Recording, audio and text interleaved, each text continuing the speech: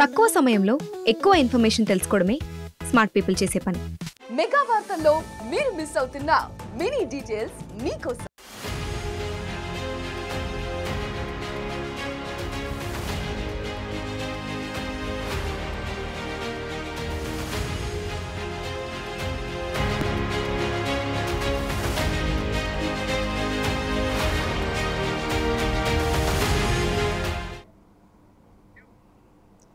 Welcome to the four ఐస్ TV. Big debate కార్యక్రమానికి స్వాగతం. బీఆర్ఎస్కు ఉచ్చు బిగుస్తుందా? వాస్తవానికి తెలంగాణ రాష్ట్రంలో కూడా హత్య రాజకీయాలు మొదలయ్యాయా? గతంలో మనం చూసినట్టయితే పెద్దపల్లి ప్రాంతంలో వామన్రావు దంపతుల హత్య, వరంగల్లో వచ్చే సమయంలో మల్లారెడ్డి హత్య, అంతకుముందు పవన్ హత్య, తర్వాత ఒక 2 రోజుల క్రితం లింగమూర్తి హత్య. ఈ అన్నిటికి చూస్తే ఒక్కసారిగా హత్యల రాజకీయం మళ్ళా మొదలైందా? గత కొన్ని సంవత్సరాలుగా ఒక్కసారిగా తెలంగాణలో ప్రస్తుతం ఏదైతే వరంగల్ జిల్లాకు సంబంధించిన ఇంతకుముందు ఉన్న వరంగల్ జిల్లాలో కొన్ని హత్యలు జరిగాయి. వాస్తవానికి అది రాజకీయ హత్యలు కావు. ఒకరికొకరు రియల్ ఎస్టేట్కు సంబంధించింది కానివ్వండి, లేకంగా ఎవరైతే ఉన్నారో కక్షలకు వేరే వివాదాల్లో ఇరుక్కుపోయిన తర్వాత కొన్ని హత్యలు జరిగాయి. హనంకొండ, వరంగల్ ఈ ప్రాంతాలలో, నర్సంపేట ప్రాంతంలో, జనగామ ప్రాంతంలో భూముల విషయంలో జరిగాయి. కానీ ఈ కొన్ని సంవత్సరాల నుండి ఒక 2-3 సంవత్సరాల నుంచి వామన్రావు హత్య, మల్లారెడ్డి హత్య, పవన్ హత్య, ఇప్పుడు తర్వాత లింగమూర్తి హత్య ఒక్కసారిగా వేడెక్కిపోయి దీని అందరికీ కారణం ఎవరు? ఏదైతే ఇప్పుడు ప్రస్తుతం ఏదైతే ఒకరి మీద ఒకరు నిందలేసుకుంటున్నారో అది కాంగ్రెసే కానివ్వండి, బీఆర్ఎస్ఏ కానివ్వండి, బీజేపీయే కానివ్వండి, ఇతర వామపక్షాల పార్టీలు కానివ్వండి, ఒకరికొకరు నిందలేసుకుంటున్నారు. ఈ విషయంలో వేరే మన పొరుగు రాష్ట్రమైనట్టి అక్కడ జరిగే ఈ హత్య రాజకీయాల పరంపర మనం ఇక్కడ కూడా మొదలుపెట్టామా అనే విషయంపై ఈరోజు మాట్లాడడానికి, ఈరోజు మనం విశ్లేషించడానికి మన మిత్రులు ఎవరైతే ఉన్నారో బీఆర్ఎస్ నుంచి వెళ్ళి, బీజేపీ నుంచి వెళ్ళి, కాంగ్రెస్ నుంచి వెళ్ళి, అలాగే ఎనలిస్ట్ అయినటువంటి రామ్మోహన్ గారు కూడా ఉన్నారు. ఫస్ట్ మనకు సంబంధించిన సుధాకర్ శర్మ గారు, మా చీఫ్ అడ్వైజర్ అయినటువంటి ఫోర్స్ ఐస్ TV chief adviser Sudhakar Sharma గారు కూడా ఉన్నారు. అలాగే ఎనలిస్ట్ బండారు రామ్మోహన్ రావు గారు ఉన్నారు. కాంగ్రెస్ నేత అయినటువంటి లింగమూర్తి గారు, లింగం యాదవ్ గారు ఉన్నారు. అలాగే అధికార ప్రతి అయినటువంటి లింగం యాదవ్ గారు కూడా ఉన్నారు. అలాగే లింగమూర్తి గారు అయితే బీజేపీ నాయకులు అయినటువంటి వారు ఉన్నారు. ఈ ఇద్దరి మధ్య కొంచెం పేర్లకు సంబంధించిన లింగమూర్తి గారు, లింగం యాదవ్ గారు కొంచెం ఒకసారి చేసుకోవాలి. తర్వాత మనకు సంబంధించిన బండారు రామ్మోహన్ రావు గారు, అలాగే డాక్టర్ లింగమూర్తి గారు, అలాగే లింగం యాదవ్ గారు, ఇంకొకటి నవీన్ యాదవ్ గారు. వీరందరికీ ఫోర్స్ ఐస్ టీవీ స్వాగతం పలుకుతుంది. ఈరోజు ఏదైతే కార్యక్రమం అందరం మొదలు చేయబోతున్నామో దాంట్లో ఒక్కసారిగా మనమైతే ప్రస్తుతం ఒక క్లియర్గా చెప్పదలుచుకున్నాం. ఫోర్స్ ఐస్ టీవీ ఏ రాజకీయ పార్టీతో సంబంధం లేని అన్బయాస్డ్ ఒక ఆర్గనైజేషన్, ఒక సంస్థ. నిజాలను బయటపెట్టి దాన్ని సరిదిద్దడానికి ప్రయత్నం చేయడానికి భాగంలోనే ఈరోజు మనం ఈ చర్చా కార్యక్రమం నిర్వహిస్తున్నాం. ఫస్ట్ మనం ఒకసారి లింగం యాదవ్ గారు, కాంగ్రెస్ అధికార ప్రతినిధి అయినటువంటి లింగం యాదవ్ గారి దగ్గర వెళ్దాం. యాదవ్ గారు, వెల్కమ్ టు ద ఫోర్స్ ఐస్ టీవీ అండి. ఈరోజు ఏదైతే హత్య జరిగిందో, హత్య అనంతరం ఒక వ్యక్తి కూడా సరెండర్ అయిపోయి కొన్ని కారణాల వల్ల, తనకు తానుగా కొన్ని కారణాల వల్లనే ఈ హత్య చేశాను అని లొంగిపోయినట్టుగా మనకు తెలుస్తుంది. ఈ విషయంపై మీరు ఎలా విశ్లేషిస్తారండి? గుడ్ ఆఫ్టర్నూన్ అండి. ముందుగా మీకు ఫోర్ సైట్స్ న్యూస్ ఛానల్స్ కు అదేవిధంగా పెద్దలందరికీ కూడా నమస్కారం. డెఫినెట్ కూడా మొన్న ఏదైతే జరిగిందో భూపాలపల్లి జిల్లాలో రాజలింగమూర్తి హత్య అనేది అది ప్రజాస్వామ్యంలో ఎవరైనా కూడా తీవ్రంగా ఖండించవలసిన విషయం. ఇట్లాంటి హత్యలకు తావు లేనటువంటి ఇది ఈ దేశంలో కానీ రాష్ట్రంలో కానీ ఇట్లాంటి జరగకూడదు. అయితే దీని ఎన్నుకున్నటువంటిది యొక్క కారణాలని మనం ఒకసారి అర్థం చేసుకోవాలి. అంటే ఇవాళ ఇతను రాజలింగమూర్తి అనే వ్యక్తి ఒక సామాజిక కార్యకర్త. ఇవాళ ప్రత్యేకించి ఆ ప్రాంతంలో జరుగుతున్నటువంటి అవినీతి అక్రమాలని వెలికి తీయడంలో అతను చాలా సార్లు వివిధ కోర్టులలో కేసులు కూడా ఇవ్వడం జరిగింది. చాలా అంటే సమాజంలో అవినీతిని ప్రశ్నించే వ్యక్తిగా ఉన్నటువంటి వ్యక్తి.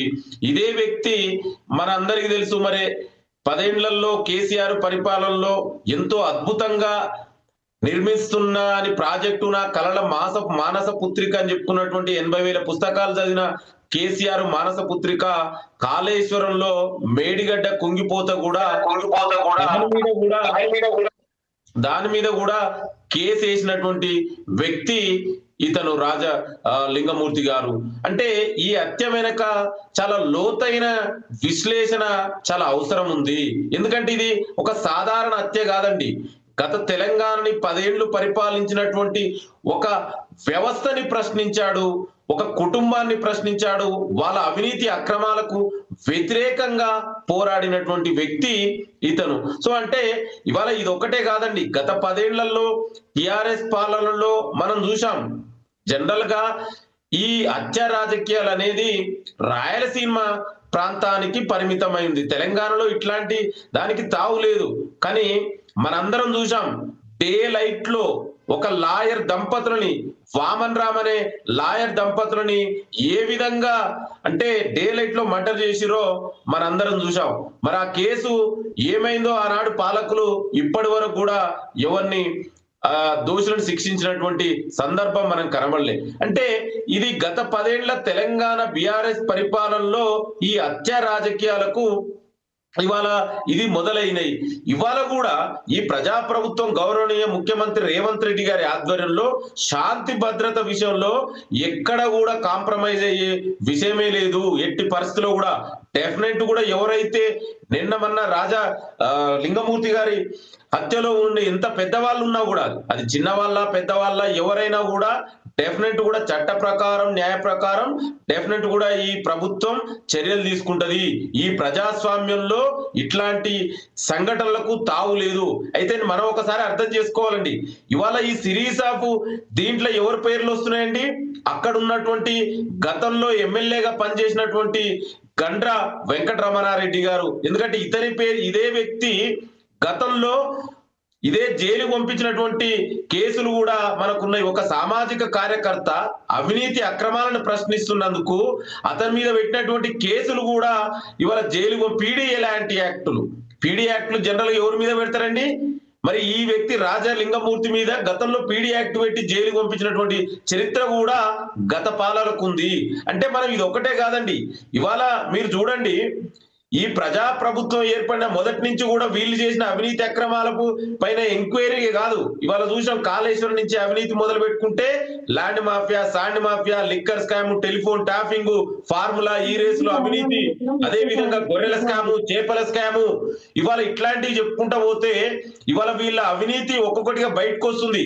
మొన్ననే చూసాం ఫామ్ హౌస్ లో కూడా ఇదే బీఆర్ఎస్ నాయకుల పేర్లు వచ్చినాయి. మననే తెలంగాణలో ఏ కల్చర్ అండి? కోడి పందాలు, కాసినో కల్చర్ తీసుకొచ్చి బీఆర్ఎస్ ఎమ్మెల్యే గారు ఫామ్ హౌస్ ఉన్నాయి. ఇదే కేటీఆర్ గారు బామ్మర్ది ఫామ్ హౌస్ లో గతంలో డ్రగ్స్ దొరికింది. ఇవాళ నేను ఏమంటున్నానంటే బీఆర్ఎస్ నాయకులు మొదటి నుంచి కూడా తెలంగాణని ఇవాళ కాంగ్రెస్ పార్టీ ఆనాడు తెలంగాణ ఇస్తే ఇవాళ వీళ్ళంతా కూడా దోచుకొని దాచుకున్నారు. ఇవాళ ఎక్కడ మీరు చూడండి డ్రగ్స్ ఎక్కడండి? తెలంగాణలో గతంలో ఎక్కడైనా డ్రగ్స్ ఉండేదా? ఇవాళ ఈ 10 ఏళ్లలో విచ్చలవిడిగా డ్రగ్స్, టానిక్ అంటే మనందరికి తెలుసు, పెద్దలు ఇక్కడ రామ్మోహన్ రావు ఉన్నారు. ఎందుకంటే మేము కూడా చిన్నప్పుడు మా విలేజ్ లో ఇంటి నుంచి ఉన్నప్పుడు టానిక్ అంటే మనకు ఒకటి గుర్తొస్తుంది. కానీ కేటీఆర్ దేనికి తీసుకొచ్చినండి టానిక్ అంటే? ఒక విదేశీ మద్యం కంపెనీ తీసుకొచ్చి ఇక్కడే జూబ్లీహిల్స్ లో, అంటే ఇది కేటీఆర్ బ్రాండ్. ఇట్లాంటి తెలంగాణని 10 ఏళ్లుగా మొత్తం కూడా హత్య రాజకీయాలు, ల్యాండ్ మొత్తం కూడా ఆర్థిక విధ్వంసం జరిగింది. ఈ అన్నిటి మీద కూడా ఇవాళ ఎంక్వైరీ జరుగుతుంది. తొందరలోనే వీళ్ళు చేసినటువంటి అవినీతి అక్రమాలు ఇవాళ బయటకు వస్తున్నాయి. ఎట్ ద సేమ్ టైం నేను మళ్ళా కూడా ఏమంటున్నానంటే ఏదైతే నిన్న జరిగింది ఒక రాజా లింగమూర్తి హత్య చాలా తీవ్రంగా ఖండించవలసిన విషయం. డెఫినెట్ కూడా ఈ ప్రభుత్వం ఎంత పెద్ద వ్యక్తులు ఉన్నా కూడా వాళ్ళ మీద చర్యలు తీసుకుంటది. ఇవాళ దీంట్లో ఇది చిన్న విషయం కాదండి. ఎందుకంటే ఇది సమాజానికి ఇది మంచి పద్ధతి కాదు కదా. ప్రశ్నించే వ్యక్తుల మీద దాడులు చేయడం ఏందండి? Okay right. లింగం యాదవ్ గారు ఒక్క నిమిషం, మరొకసారి మీ వద్దకు వస్తానండి, ఇంకొకసారి మీ వద్దకు వస్తాను. ఇప్పుడు ప్రస్తుతం మనం చీఫ్ అడ్వైజర్ అయినటువంటి పోర్ట్స్ ఐసీబీ చీఫ్ అడ్వైజర్ అయినటువంటి సుధాకర్ శర్మ, డాక్టర్ సుధాకర్ శర్మ గారిని అడుగుదాం. సుధాకర్ శర్మ గారు, కొన్ని రోజులుగా ఒక స్తబ్దత ఉన్నది తెలంగాణ రాష్ట్రంలో, పర్టికులర్గా వరంగల్ ప్రాంతంలో. ఆ వరంగల్ ప్రాంతంలో ఒక్కసారిగా ఈ లింగమూర్తి అనే ఒక ఎవరైతే యాక్టివిస్ట్ ఉన్నారో ఆయన పిల్ దాఖలేం చేయడం, మెడిగడ్డ ప్రాంతంలో అక్రమాలు జరిగాయి అని చెప్తున్నారు. ఆ అక్రమాలకు సంబంధించిన కేసు కేర్ టు విచారణలో ఉంది. ఆ భాగంలోనే అక్కడ నడుస్తున్న సమయంలోనే ఎప్పుడైతే హియరింగ్ వచ్చిందో ఆ హియరింగ్ సమయంలోనే ఒక యాక్టివిస్ట్ని చంపడం అనేది, అది కూడా నిర్దాక్షిణ్యంగా రాత్రి 9 గంటలకు ప్రతి చోట అక్కడ సీసీ కెమెరాలు ఉండంగా కూడా ఆయన హత్య చేశారంటే దాని వెనకాల కారణాలు ఏంటి? ఇప్పుడు ఏదైతే గండ్ర వెంకటరమణారెడ్డి గారు ఏదైతే హత్య చేయించారు అని చెప్తున్నారో ఈ విషయంపై మీరు ఎట్లా విశ్లేషిస్తారండి? ఒక విషయంలో ఒక కేసు నడుస్తున్న సమయంలో హత్య చేపించే అంత ధైర్యం గండ్ర వెంకటరెడ్డి గారు చేస్తారనుకుంటారా, లేకపోతే ఇంకెవరన్నా చేసి ఆయన మీద ఈ నేరం మోపినట్టుగా మీరు భావిస్తారా? Thank you జమీల్జీ. ముఖ్యంగా ఈ చర్చా కార్యక్రమం చాలా అవసరం. ఎందువల్ల అంటే ఇప్పుడు తెలంగాణ రాష్ట్ర ఆవిర్భావమే కోటి ఆశల చేత అనేక త్యాగం జరిగి ఎంతోమంది అమరులైనందువల్ల మనకి ఇటువంటి తెలంగాణ రాష్ట్రం అనేది మనకు లభించింది. ఈ నేపథ్యంలో ప్రతి ఒక్కరు కూడా తెలంగాణ అంటే ఉద్యమాల యొక్క సంస్కృతి ఉంది, కానీ మనకి ఈ విధంగా ఊచకోత కానీ రాజకీయ హత్యా పరంపర కొనసాగించేటువంటి సంస్కృతి మనది కాదు. మనది కానటువంటి సంస్కృతి మన ప్రాంతంలో కనిపిస్తూ ఉంది అంటే నిజంగా మనం అందరూ కూడా కలత పడవలసినటువంటి ఆవశ్యకత ఎంతైనా ఉంది. It's like డయాగ్నైజింగ్ A kind of virus are bacteria which is not found before. మరి ఇటువంటి నేపథ్యంలో మనం ఎప్పుడైతే డయాగ్నైజ్ చేశామో ముందు దీని సోర్స్ ఏంటి, అసలు ఇటువంటి సంస్కృతి రావడానికి గల కారణాలేంటి, ఇక్కడ మనం ఏ పార్టీని కానీ అలాగే ఏ సందర్భాన్ని కానీ మనం ప్రశ్నించడం లేదు. ఇక్కడ తెలంగాణ రాష్ట్రం మనకు చాలా ముఖ్యం. ఎందుకంటే పాలన అనేటువంటిది ప్రజల యొక్క తీర్మానం ప్రకారం, తీర్పు ప్రకారం జరుగుతూ ఉంటుంది. సరే, పార్టీలు వస్తున్నాయి, పాలన చేస్తూ వస్తున్నాయి, ప్రతి దాంట్లో కూడా పాజిటివ్ అండ్ నెగిటివ్స్ ఉంటున్నాయి. కాబట్టి ఈ సంస్కృతి ఎలా వచ్చింది, రావటానికి కారణం ఏంటి? అలాగే తెలంగాణ రాష్ట్రం అంటే నిజంగా ఇక్కడ ఉన్నటువంటి ప్రజల యొక్క ఆప్యాయత, అలాగే అనురాగం, అమాయకత్వం, ఇవన్నీ కూడా భారతదేశంలో ఎక్కడ పోయినా కూడా తెలంగాణ రాష్ట్రం అంటే ఒక ప్రత్యేకమైనటువంటి గుర్తింపు ఉంది. మరి అటువంటి మన గుర్తింపును మనమే ఈరోజు మన నుంచి దూరం చేసుకుంటున్నాం. దీనికి గల కారణాలేంటి? ఎందుకంటే ఈరోజు చర్చా కార్యక్రమంలో ఉన్నటువంటి ముఖ్య ఉద్దేశం ఒక పార్టీని మనం 4 మాటలని మనం అందరూ ఎవరి పార్టీకి వాళ్ళు డిస్పర్స్ అయిపోవడం కాదండి.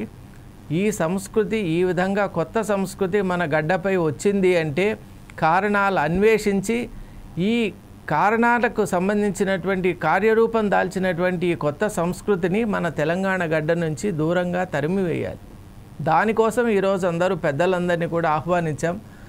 మీరందరూ కూడా మీ మనసులో ఉన్నటువంటి భావనలు కనుక ఇక్కడ వ్యక్తం చేయగలిగితే మనం అందరూ కలిసికట్టుగా ఒక ఫ్రేమ్వర్క్ను తయారు చేసుకొని దాని ప్రకారం ప్రజలకు అసలు ఏ విషయాన్ని మనం చేరవేయాలి, what type of message we have to convey to the society at large, that's very important. ఎందుకంటే ఇది ఇప్పుడు గనక మనం ఈ సంస్కృతిని పెరగనిస్తే, ఇలాగే కొనసాగనిస్తే ఇది నిజంగా మన రాష్ట్రం యొక్క రూపురేఖల్నే మార్చేటువంటి ఒక ప్రమాదం కూడా ఉంది. కాబట్టి ముందు మనం ప్రతి ఒక్కరి దగ్గర నుంచి ఇన్పుట్స్ తీసుకొని ఫైనల్గా let us arrive at some meaningful and conclusive understanding about the issue.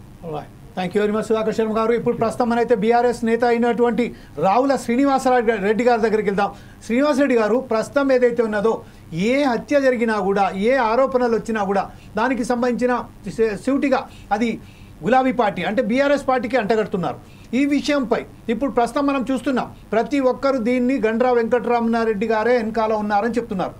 అయినప్పటికీ అక్కడ గండ్ర వెంకటరమణారెడ్డి గారు ఎప్పుడైతే ప్రెస్ మీట్లో మాట్లాడారో దీనికి సిబిసిఐడి ఎంక్వైరీ చేసినా కూడా నేను రెడీ, నాకు అవసరమే లేదు ఇలాంటి హత్యా రాజకీయాలకు అని చెప్తున్నారు. ఈ విషయంపై బీఆర్ఎస్ పార్టీ అధికార ప్రతినిధిగా మీరు ఎలా విశ్లేషిస్తారు, ఎలా స్పందిస్తారండి? రాష్ట్రంలో కాంగ్రెస్ పార్టీ పార్టీ అయిపోయింది. మేము ఏం చేసినా తర్వాత సార్ ఒక చిన్న విన్నపం సార్, మీరు బహుశా బ్లూటూత్ వాడుతున్నట్టు. ఆడియో బాగలేదండి, కొంచెం సిగ్నల్ బాగలేనట్టుంది. కొంచెం ఒకసారి బ్లూటూత్ వాడతా అంటే అది బ్లూటూత్ వాడకండి. డైరెక్ట్ మీరు ఒకవేళ ఆడియో వీడియో రాకున్నా కూడా మీరు ఆడియోలో మాట్లాడినా కూడా పర్వాలేదు సార్. అరే కమాన్ క్యారీ ఆన్ సార్.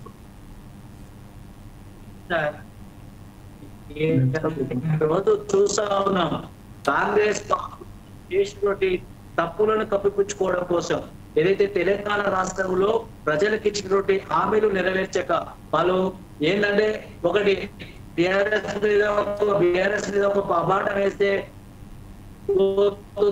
అదే చేసే కొనసాగుతుంది తెలంగాణ రాష్ట్రంలో. దాని మీదనే అంతా కూడా నడుస్తుందని ఒక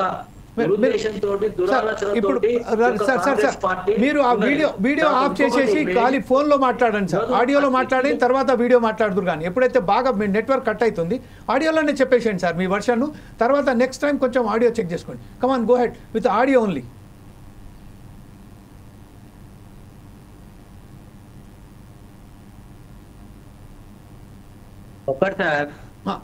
చెప్పండి సార్. తెలంగాణ రాష్ట్రంలో కాంగ్రెస్ పార్టీ అధికారంలోకి వచ్చిన తర్వాత వాళ్ళు ఏం చేస్తారంటే బీఆర్ఎస్ పార్టీని అబాస్ పాలు చేయాలి, బీఆర్ఎస్ పార్టీ మీద తప్పు నెట్టాలి తర్వాత అని చెప్పేసి ఒక నెపంతో ఉన్నది తప్ప ఈ ప్రజలకు ఏం చేయాలి, ప్రజలకు ఏం మంచి చేయాలని చెప్పేసి ఒక్కటి కూడా ప్రజలకు మంచి చేసే ఆలోచనలు మాత్రం కాంగ్రెస్ పార్టీ లేదు.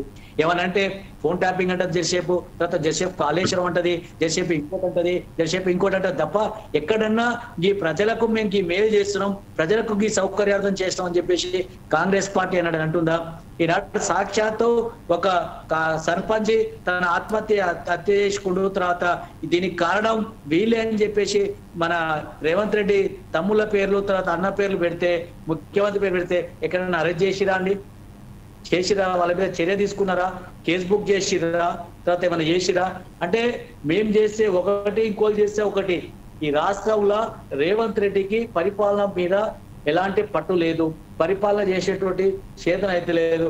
ఎంతసేపు ఒక నెప్పం నెట్టాలి, తర్వాత పక్కోల మీద అబాండం వేయాలి, తర్వాత పబ్బం గడుపుకోవాలి, రోజులు దినాలు గడవాలి అని ఒక ఆలోచన తప్ప ఈ రాష్ట్రంలో మనం ఏం చేస్తున్నాం, రాష్ట్రం ఎటుపోతుంది, ఎటువైపు ప్రయాణం చేస్తుంది, తర్వాత రాష్ట్ర ప్రజలకు ఏం మెసేజ్ ఇవ్వాలి, ఇదేనా?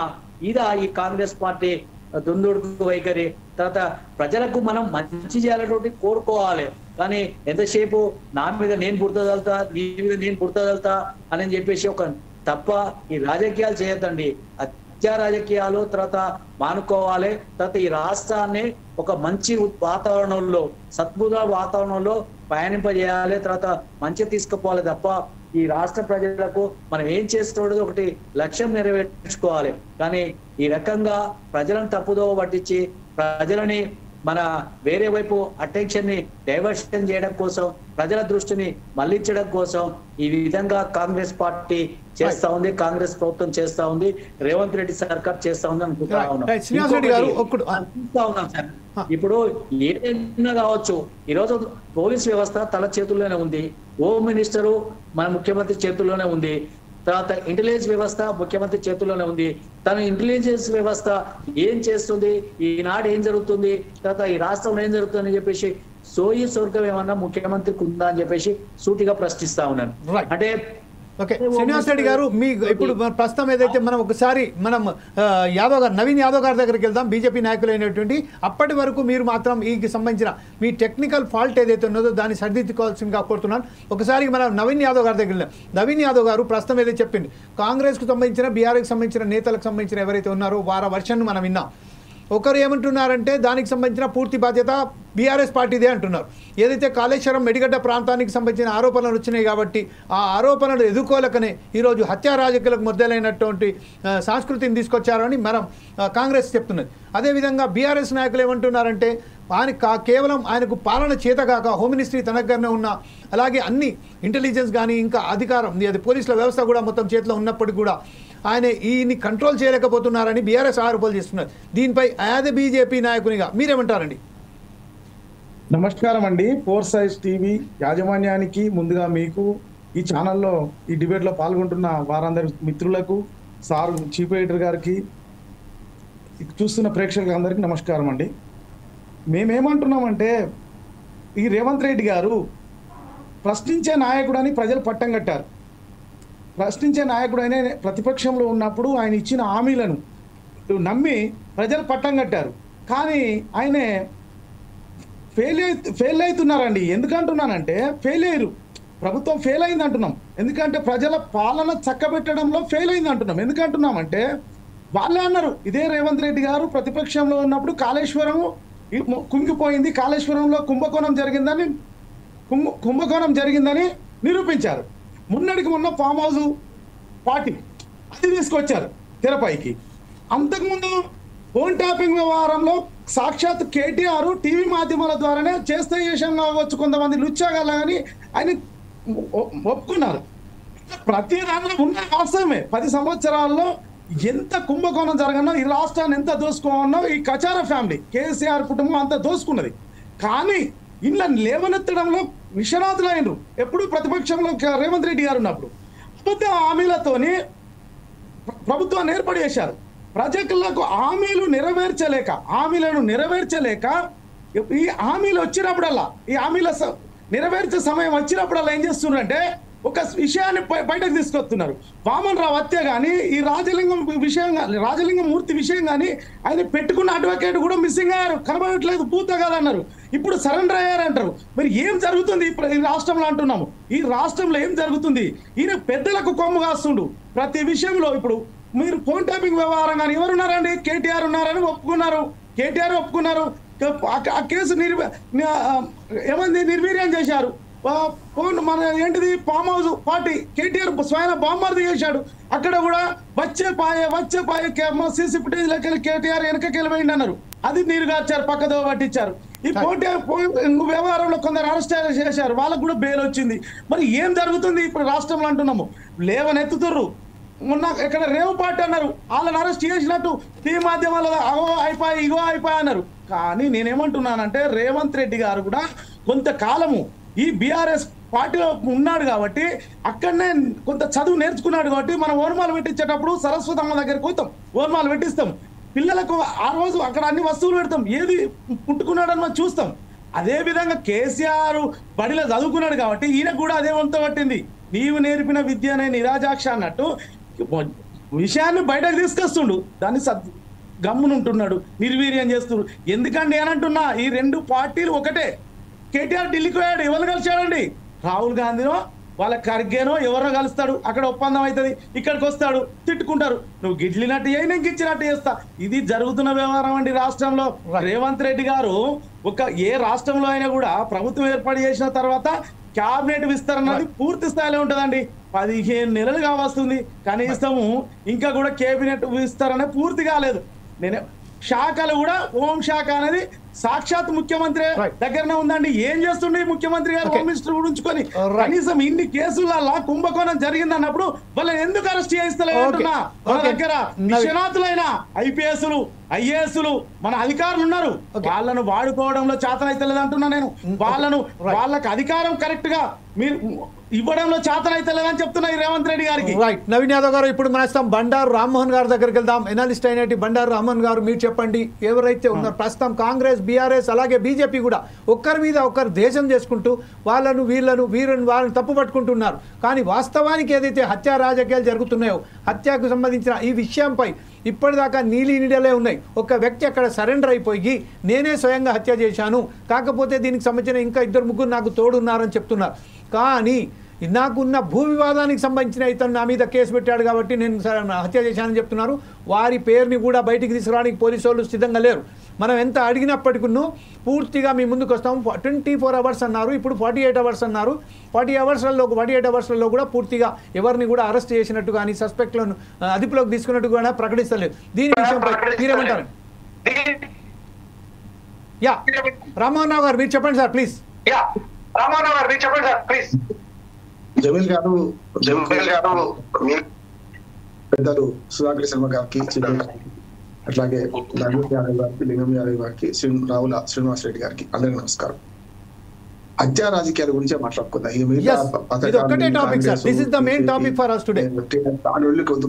ఏమంటున్నానంటే సరిగ్గా 50 ఏళ్ల క్రితం జమీల్ గారు నేను వరంగల్ జిల్లా లేఖలు రాశామంటే అప్పుడు ఆంధ్రభూమి గౌరవ శాస్త్రి అయితే ఉన్నాడు. హత్యా రాజకీయాల కింద వరంగల్ జిల్లా అని ఫస్ట్ ఆర్టికల్ నాకు వచ్చింది ఆంధ్రభూమిలో సెంట్రల్ పేజీలో. వాటికి కూడా ఇది వరంగల్ జిల్లా కిందకే వస్తుంది. భూపాలపల్లి గతంలో వరంగల్ జిల్లా భూపాలపల్లి జిల్లా. హత్యా రాజకీయాల గురించి మాట్లాడేటప్పుడు ఏ హత్యనైనా మనం మొదలు ఖండించాలి. మీరు అన్నారు ఒక డిస్క్లైమర్ చేశారు, నేను కూడా డిస్క్లైమర్ చేస్తాను. నాకు ఈ పార్టీతో సంబంధం లేదు. ఎవరు వ్యక్తిగత నిర్మూలన, వ్యక్తిత్వ నిర్మూలన, వ్యక్తిగత నిర్మూలన రెండు కూడా, ఒకటి మానసికంగా ఒకటి శారీరకంగా. వ్యక్తిని నిర్మూలించి మనం ఏదో చేస్తా అంటే పోదు. వ్యక్తికి చెప్పిన సిద్ధాంతాలు ఇప్పటికీ ఉంటాయి. ఏదైనా సరే సిద్ధాంతం కావచ్చు, వారి ఆచరణ కావచ్చు. కనుక వ్యక్తి నిర్మూలన అనేది ఆటవిక కాలం నాటి మధ్యయుగ రాజకీయాల్లో మధ్యయుగ కాలం నాటి. కనుక ఎవరు కూడా వ్యక్తిని హత్య చేయడం వల్ల వారి భావాన్ని నిర్మూలించలేరు, వారిని అడ్డుకోలేరు నేను అంటున్నాను. వ్యక్తిని నిర్మూలించవచ్చు ఆ టైంకు. కనుక ఈ హత్యలో చూసుకుంటే, ఈ హత్య చుట్టూ చూసుకుంటే మనకు ఇవాళ కొత్తగా కూడా అంటున్నాను, తెలంగాణలో వామపక్ష రాజకీయ హత్యలు జరిగినాయి, ఇప్పుడు కూడా జరుగుతూనే ఉన్నాయి. నిన్న కాక మన ఖమ్మం జిల్లా చెర్లలో ఇద్దరు ఇన్ఫార్మర్లను చంపేసి ఒక ఉపాధ్యాయుడు ఉన్నాడు, 32 ఉపాధ్యాయుడు ఉన్నాడు, అందులో రోడ్డు మీద పడేసిపోయినరు. అంటే హత్యలు జరుగుతున్నాయి, అవి కొత్త కాదు కదా. కానీ ఏదైనా ఈ రాజలింగమూర్తి హత్యకు కారణం ఏదైతే రాజకీయ రంగు పులుకుందో, దీనివల్ల ఏమైంది, ఆయన గతంలో కేటీఆర్ కేసీఆర్ హరీష్ రావు వీళ్ళ మీద మేడిగడ్డ కుంగుబాటులో వాళ్ళ పాత్ర ఉందని కేసు వేసిండు. అదొకటే కాదు, ఆయన సామాజిక కార్యకర్తకి అనేక కేసులు వేసిండు.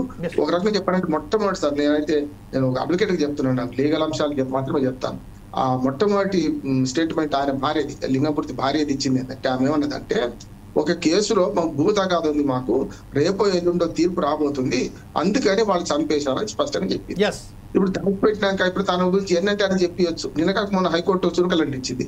మనకి హరీష్ రావు మీద ఇది మన టెలిఫోన్ ట్యాపింగ్ లో అరెస్ట్ చేస్తున్నారు అంటే, అరెస్ట్ నుంచి మినహాయిస్తూ వీళ్ళను టైం ఇస్తూ మళ్ళీ వచ్చే వారం దాకా టైం ఇస్తూ ఒక మాట వ్యాఖ్యానం చేసింది హైకోర్టు. ఏమనంటే, మీరు అరెస్ట్ చేస్తున్నారు, వాళ్ళ నుంచి ఎవరి పేర్లు చెప్పిద్దామని ప్రయత్నం చేస్తున్నారని ఒక వ్యాఖ్య కూడా హైకోర్టు చేసింది. రాజకీయాలకు అత్యంతంగా మాట్లాడుకుందాం. ఇక్కడ కూడా ఏమైందంటే, ఇప్పుడు 45 గంటలు నడుస్తున్నా కూడా ఇంకా నిందితుల నుంచి సమాచారం సేకరించి మేము ఇందుకు హత్య చేశామనే సంగతిని చెప్పించలేకపోతున్నారంటే, మరి ఇంకా చాలా పేర్లు చెప్పిద్దామని ప్రయత్నం చేస్తున్నారా అని ఒకటి వస్తున్నది. ఇంతకుముందు మన శ్రీనివాస్ రెడ్డి గారు చెప్పినట్టు ఏమంటారంటే, అధికారం కాంగ్రెస్ పార్టీ చేతిలో ఉంది, కాంగ్రెస్ పార్టీ అనొద్దు, వాళ్ళ అధికార పార్టీ కాంగ్రెస్, అట్లాగే శాంతి భద్రతల సంస్థ వాటిదే.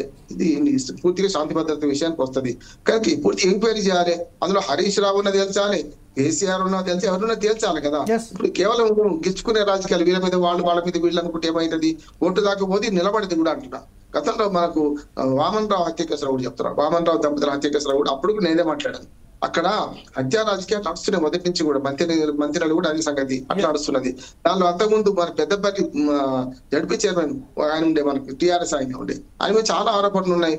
ఇప్పటికి కూడా ఈ హత్య కాబడుతున్న వాళ్ళ గురించి ఒకసారి, హత్య కాబడుతున్న వాళ్ళ చరిత్ర కూడా బాగలేదు. నేను చచ్చిపోయిన వాళ్ళ మీద అనొద్దు, కానీ హత్య చేయబడుతున్న వాళ్ళ చరిత్రలు కూడా బాగలేవు. గతంలో వామనరావు దంపతులు కూడా బ్లాక్ మెయిల్ పాల్పడ్డారని కేసుల్లో చాలా వరకు కిడ్నాప్ చేశారని రకరకాల ఆరోపణలు వాళ్ళ ముందు ఉన్నాయి. అంటే ఆ చంపాలని కాదు, నేను అట్లా ఇప్పుడు ఏ వృత్తిలో ఉన్నవాడు ఆ వృత్తిలో చచ్చిపోతారు జమీన్ గా. అంటే ఏమంటాడు, పాములు పట్టేవాడు పాములు పడితేనే పావే కలుస్తుంది చచ్చిపోతాడు. ఇట్లా హత్యా రాజకీయాల కారణమయ్యో లేకపోతే బ్లాక్ మెయిల్ రాజకీయాల కారణమైన ఏదో రకంగా శత్రువులు పెరుగుతారు కదా. నేను ఎప్పుడు సమాచార హక్కు కార్యకర్తలను ఒక మాట ఎప్పుడు చెప్తుంటాను, సమాచార హక్కు కార్యకర్తలు తమ సత్యవంత మింగకండి. ఉదాహరణకు డాక్టర్ దగ్గర పోతాం జమీన్ గారు, పోతే డాక్టర్ ఏం చేస్తాడు, మన కాళ్ళు వస్తుందా, చెవులు వస్తుందా, కడుపున వస్తుందని అడిగి మనం ఏం చేస్తాం, ప్రిస్క్రిప్షన్ రాస్తాడు, అంటే మనకు రిలీఫ్ కోసం మందు రాస్తాడు. కానీ డాక్టరే మందు మింగడు కదా. ఇప్పుడు సమాచార హక్కు పేరు మీదో లేకుంటే కేసుల పేరు మీదో వీళ్ళందరూ కూడా ఏం చేస్తున్నారంటే, వేరే వాళ్ళ సమస్యలు వాళ్ళ నెత్తి మీద వేసుకొని వాళ్ళు హత్య గమనించబడుతున్నారు. అంటే హత్య కావడం సరైనది అంటలేదు నేను, కానీ ఏమైతుంది, వేరే వాళ్ళ సమస్యలను ముందట వేసుకొని చేయడం లేదు. రెండోది స్వార్థం కూడా ఉంటది. అందుకని ప్రభుత్వం ముందు జాగ్రత్తగా ఇప్పుడే హెచ్చరిస్తున్నాను. సిద్దిపేట నుంచి మనకు టెలిఫోన్ ట్యాపింగ్ కేసులో హరీష్ రావును ఇతరులను బేస్ చేసుకొని ఒక పిటిషన్ వచ్చింది. దాని మీద నిన్న హరీష్ రావుకు వాళ్ళు రిలీఫ్ లభించింది. మరి ఆ కార్యకర్త రక్షించుకుందామా లేదా? ఒకవేళ నిజంగానే ముందు జాగ్రత్త చెప్తున్నాను, ఇప్పుడు అటువంటి వాళ్ళను, ప్రభుత్వం మీద డైరెక్ట్ గా కేసులు వేసిన వాళ్ళను, డైరెక్ట్ విమర్శ చేస్తున్న వాళ్ళను కంట కనిపెట్టాలి. ఈ ప్రభుత్వానికి, రేవంత్ రెడ్డి గారి ప్రభుత్వానికి విజ్ఞప్తి చేస్తున్నది ఏంటంటే, ఇటువంటి వాళ్ళు ఇప్పుడు ఏదైతే ప్రభుత్వం మీద తీవ్రమైన ఆరోపణలు చేస్తున్నారో వాళ్ళని రక్షించుకోవాల్సిన బాధ్యత కూడా ప్రభుత్వానికి ఉన్నది. ఇప్పుడు 1.5 years ఉంది ఆల్మోస్ట్ ఆ ప్రభుత్వం వచ్చి, వీళ్ళు ఇప్పుడు అటువంటి వాళ్ళని రక్షించాలి. నేను ఒక కేసు చెప్తున్నాను కదా, హరీష్ రావు గారి మీద టెలిఫోన్ ట్యాపింగ్ చేసిన కేసులో వాళ్ళు కొందరు అరెస్ట్ అయినారు, కొందరేమో బయట ఉన్నారు. మరి అరెస్ట్ అయిన వాళ్ళని కానీ లేకుంటే వీళ్ళని కానీ, అరెస్ట్ అయిన వాళ్ళు ఎట్లా పోలీస్ కస్టడీలో ఉంటారు. మరి ఏదైతే కేసు వేసిండో వారి మీద ఈ కేసు వేసిన వారి మీద మరో కంట కన్నేషించాలి, లేకపోతే రేపు ఇటువంటి కూడా మళ్ళీ ఇంకో దురదృష్టకరమైన సంఘటన జరిగే అవకాశం ఉంటుంది. ఇంకొక మాట చెప్పి ముగిస్తాను. ఈ మొత్తం హత్య రాజకీయాల చుట్టూ మనం మాట్లాడుకుంటే రాజకీయ ఆరోపణలు ప్రత్యారోపణలు వస్తాయి. శాంతి భద్రతల విషయం రాష్ట్ర ప్రభుత్వం కనుక ముందస్తు అతిదారుల ప్రతి ఇంటికో పోలీసులు పెట్టిన హత్య లాగవు, ఇంటికో పోలీసులు పెట్టిన నేరాలు లాగవు. నేరరహిత సమాజం అనేది మన ఆదర్శమైన కళగా మాత్రమే కానీ ఇంకో కాదు. కానీ ఇప్పుడు ఏం చేయాలంటే ఇటువంటి ఆరోపణలు లేకుంటే ప్రత్యారోపణలు చేస్తున్న సందర్భంలో ఎవరైతే గవర్నమెంట్ మీద విమర్శ చేస్తున్నారో వాళ్ళందరినీ ఒక కనిపెట్టాలి, రక్షించాలి. ప్రభుత్వం మీదనే ఉంది ఈ బాధ్యత అంతా అంటున్నాడు. ఎందుకంటే అధికారులు లేరు. ఇప్పుడు వెంకటరామనాయుడు నేను కాదంటున్నాడు, అంతకుముందు పుట్టామది కూడా నేను కాదన్నాడు. మరి ఆ కేసు ఎప్పుడు తేలలే కదా. వామనరావు దంపతులను హత్య చేసిన కేసు ఈవాడికి కూడా తేలలే కదా కోర్టులో అంటున్నాడు. సరైన విధంగా సకాలంలో న్యాయం జరగకపోతే నేరగాళ్ళు తప్పించుకుంటారు, అమాయకులు చావు పాలవుతారు. అట్లా కాకుండా ఉండాలి. ముఖ్యంగా ఇటువంటి ఏది రాజలింగం లాంటి కార్యకర్తలు కానీ ప్రభుత్వం మీద విమర్శ చేద్దాం అనుకున్న వాళ్ళు కానీ దయచేసి వ్యక్తిగతంగా పోకండి. గతంలో నా మిత్రుడు షేర్ సుభాష్ రెడ్డి అని అడ్వకేట్ ఉండేవాడు. ఎప్పుడు నేను అడ్వకేట్ 40 ఏళ్ళ అడ్వకేట్, 40 ఏళ్ళ ప్రాక్టీస్ నాది. కానీ ఎప్పుడు కూడా మనం వ్యక్తిగతంగా భావించదు. లింగం యాదవ్ గారి దగ్గరికి వస్తే కేసు అంటే అంతవరకు కేసు వరకే పరిమితం చేయాలి. కానీ వారి కేసులో లోపడి జోడి వారి ప్రత్యర్థులను కూడా నేనే వెంటాడతా అంటే ఎవరో నన్ను కూడా చంపుతారు కదా. అందుకనే ఇది కొంచెం సన్నటి గీత ఉంటుంది. అడ్వకేసీకి కానీ సామాజిక కార్యకర్తలు కానీ బాధ్యత ఉంది. వాళ్ళు బాధ్యతను మరిచి అధికారం జర్నలిస్టులు కూడా అంటున్నాం. గతంలో ఎన్కౌంటర్ దశరథ రామ్ ఎట్లా హత్య చేయబడ్డాడు అంటే ఏమైతుందంటే వ్యక్తిగత జీవితాలకు చోటి వాళ్ళ వ్యక్తిగత జీవితాలను ప్రశ్నించి వాళ్ళను బజార్ గుంజినప్పుడు వాడికి కూడా కక్ష వస్తుంది, వాడు చంపుతాడు దాన్ని బట్టి. అందుకనే సామాజిక కార్యకర్తలు, మన పౌర హక్కుల కార్యకర్తలు కానీ లేకపోతే ఈ మన సమాచార హక్కు కార్యకర్తలు కానీ సమాజంలో ఏదైనా మంచి చేద్దామని మంచి చేయండి, బతికించండి, బతకండి. కానీ మీరే ఆ పని చేస్తుంటే ఆటోమేటిక్ ఎదుటివాడు కూడా అదే చేస్తాడు. కన్నుకు కన్ను, పన్నుకు పన్ను అంటే లోకమంతా గుడ్డిదైపోతుంది. రైట్. ఇదే విషయంపై ఒకసారి డాక్టర్ లింగం యాదవ్ గారి దగ్గరికి వెళ్దాం. డాక్టర్ లింగం యాదవ్ గారు మీరు చెప్పండి, ప్రస్తుతం ఏదైతే ఉన్నదో కాంగ్రెస్ కావాలనే బీఆర్ఎస్ నేతల మీద ఆరోపణలు చేస్తున్నట్టుగా, అంటే ఏ చేసినా కూడా అది ఇప్పుడు మనం చెప్పుకున్నట్టుగా టోన్ ట్యాపింగ్ విషయంలో కానీ అది ఇంకా విచారణలో ఉంది. మెడిగడ్డ ప్రాంతానికి సంబంధించిన అది కూడా పీసీ ఘోష్కు సంబంధించిన కమిషన్ ఏదైతే విచారణ జరుగుతుందో మరొకసారి ఇంకా దాని విచారణ ఇంకా కొనసాగుతూనే ఉన్నది. ఇప్పుడు ఇలాంటి విషయాలలో కాంగ్రెస్ కావాలనే బీఆర్ఎస్ మీద ఆరోపణలు చేస్తున్నట్టుగా చెప్తున్నారు. అలాగే ఫామ్ హౌస్కే పరిమితమైన ఆయనకు ఎలా తెలుసు ఈరోజు గ్రాఫ్ పడిపోతుంది, కాంగ్రెస్ గ్రాఫ్ పడిపోతుంది, అందుకోసమే కాంగ్రెస్ కావాలనే మా మీద నింద వేస్తుందని బీఆర్ఎస్ నాయకులైనటువంటి చంద్రశేఖరరావు గారు చెప్పారు. ఈ విషయంపై మీరు ఎలా స్పందిస్తారండి? ఇవాళ కాంగ్రెస్ పార్టీ ఎవరి మీద కూడా బురద చల్లవలసినటువంటి అవసరం లేదు. ఇవాళ ఎవరు అధికారం కోల్పోయినటువంటి అక్కసుతోటి ఒక సైకలాజికల్ పవర్ డిజాగ్రీ, ఒక హంగ్రీ తోటి బాధపడుతున్నటువంటి వ్యక్తులు కేసీఆర్ ఫ్యామిలీ, కల్వకుంట్ల ఫ్యామిలీ, కేసీఆర్, కవితారావు, హరీష్ రావు, కేటీఆర్ వీళ్ళు కదా. ఇవాళ ప్రజాప్రభుత్వం మేము అధికారంలోకి వచ్చి ఇవాళ సంవత్సరం కంప్లీట్ అయిందే. మీ 10 ఏళ్ల చేయనటువంటి అభివృద్ధి, సంక్షేమ కార్యక్రమాలు, పెట్టుబడులు, సామాజిక న్యాయంతో ఇవాళ నిరంతరం ప్రజలకు అందుబాటులో ఉండి 18 గంటల పైగా ఇవాళ సెక్రటరీ నుంచి పరిపాలన నడుస్తూ ఇవాళ సామాన్య ప్రజలు కూడా ముఖ్యమంత్రి మంత్రుల్ని కలుసుకోవడానికి స్వేచ్ఛాయుత వాతావరణంలో, ఒక రాజ్యాంగబద్ధ వాతావరణంలో ఒక ఇవాళ తెలంగాణలో పరిపాలన జరుగుతుంది. ఇవాళ ఎవరండి ఇవాళ బీజేపీ నాయకులు కూడా మాట్లాడుతున్నారు, ఎంత విడ్డూరంగా మాట్లాడుతున్నారు అంటే ఎస్ మేము మా మేనిఫెస్టోలో పెట్టాం. నేను యాజ్ మేనిఫెస్టో కమిటీ మెంబర్ గా అన్నాడు మా బీఆర్ఎస్ 10 ఏళ్ల అవినీతి అక్రమాలపై జ్యుడిషియల్ ఎంక్వైరీ చేస్తున్నాం. ఇవాళ మేము మీ లెక్క బీజేపీ లెక్క ఈడీని, సిబిఐని, ఐటీని, నచ్చని పార్టీలను, ప్రాంతీయ పార్టీలను, ప్రతిపక్ష పార్టీలను ఒక్క నిమిషం డిస్టర్బ్ చేయకండి. అనేది మనం అంతా వాయిస్ ఏమంటే మీ లెక్క వేధింపులు ఇక్కడ జరగట్లేదు.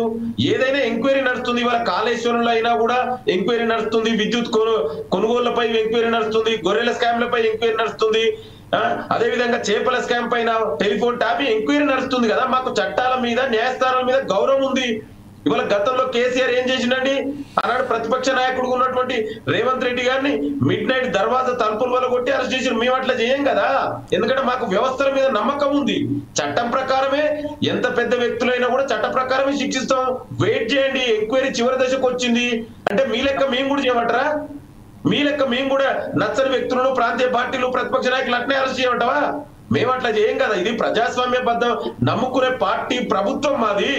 ఎంక్వైరీ ద్వారా డెఫినెట్ కూడా దోషులు తేలితే ఎంత పెద్ద వ్యక్తులైనా, అది కేటీఆర్, కేసీఆర్, ఇంకో హరీష్ రావా, ఎవరైనా కూడా వదిలేదు. చట్ట ప్రకారం డెఫినెట్ కూడా శిక్షిస్తాం. నేనేమంటున్నా అంటే ఇవాళ వాళ్ళు అధికారం కోల్పోయిన తర్వాత ఫ్రస్ట్రేషన్ లో మాట్లాడుతున్నారు బీఆర్ఎస్ నాయకులు. ఇవాళ మీరు చూడండి, ఇవాళ ఈ మధ్యలో దొరికినటువంటి మీరు చూస్తున్నారు, గత 10 ఏళ్ల వాళ్ళ అవినీతి అక్రమాలు అధికారంతో కప్పిపెట్టిరు. కానీ ఇవాళ ఒక్కొక్కటిగా బయటకు వస్తున్నాయి కదా. ఇవాళ ఫామ్ హౌస్ కల్చర్ తీసుకొచ్చింది ఎవరండి? ఫామ్ హౌస్ లో డ్రగ్స్ ని మొన్ననే దొరికింది కదా, బీఆర్ఎస్ ఎమ్మెల్సీ ఫామ్ హౌస్ కదా. కానీ ఎంక్వైరీ నడుస్తుంది, వెయిట్ చేయండి. ఇవాళ ఇది చెప్పండి డాక్టర్ గారు. ఏదో శ్రీనివాస్ రెడ్డి గారు మాట్లాడుతున్నారు, దానికన్నా ఉంది ఇంకొక చిన్న, నేను దాన్ని సబ్మిషన్ చేయదలుచుకున్నాను. డాక్టర్ గారు, ఎప్పుడైతే ఈ లింగమూర్తి అనే వ్యక్తి హత్య చేయబడ్డారో తర్వాత ఒక వ్యక్తి సరెండర్ అయిపోయి దానికి సంబంధించి నేనే ఒక భూ వివాదంలో హత్య చేశాను అని ఒప్పుకున్నట్టుగా మనకు సమాచారం కూడా అందింది. దానికి కూడా పోలీసు మాత్రం దాన్ని ధృవీకరించలేదు. కాకపోతే 24 అవర్స్లో 48 అవర్స్లో మేము దీనికి సంబంధించిన పూర్తి వివరాలు మేము కూడా పెడతాం, వాళ్ళందరినీ ఎవరైతే కల్ప్రిట్స్ ఉన్నారో వారందరినీ మీ ముందు ప్రవేశపెడతామని చెప్పారు. ఈ నేపథ్యంలోనే కోమటిరెడ్డి గారు, వెంకటరెడ్డి గారు ఏదైతే ప్రెస్ మీట్ పెట్టి మాట్లాడారో అందులో నిర్దాక్షిణ్యంగా ఒకటేసారి గండ్ర వెంకటరమణారెడ్డి అనే వ్యక్తే మాత్రం దీన్ని ప్రధాన సూత్రధారి, కేటీఆర్ దీంట్లో అతను స్కెచ్ చేశారు అని చెప్పారు. కేటీఆర్, కేసీఆర్ ప్లాన్ వేశారు, స్కెచ్ చేశారు అని చెప్పారు. ఈ విషయంపై మనం తొందరపాటు చర్య ఎందుకు? పోలీస్ వ్యవస్థ ఉండాలి. పోలీస్ వ్యవస్థ ఎప్పుడైతే ఎంక్వైరీ చేస్తున్నారు కదా, దాని తర్వాత చూద్దాం మనం ఏమంటారో. 48 అవర్స్ అడిగారు. Let will wait for the until unless the police comes out with the proper evidences and as well as the statement. నేను ఏమంటున్నా అంటే ఈ రాజలింగమూర్తి అనే వ్యక్తి ఇవాళ ఎవరి మీద కేసు వేసిండండి, దాన్ని కూడా నేను అందుకే మొదట్లో చెప్పాను, దాన్ని కూడా మనం అర్థం చేసుకోవాలి. వేగ్గా మాట్లాడడం కాదు.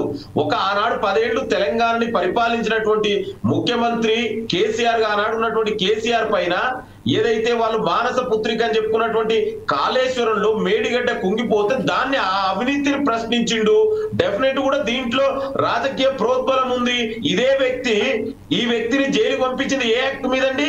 పీడీ యాక్ట్ మీద.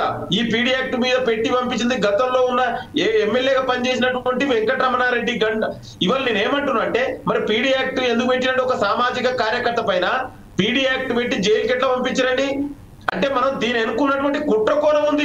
అదే చెప్పిండు మంత్రి గారు. ఇవాళ నేను చెప్పడం కాదు, మంత్రి చెప్పడం కాదు, స్వయంగా ఫ్యామిలీ మెంబర్స్ వాళ్ళ డాటరు భార్యనే చెప్పారు.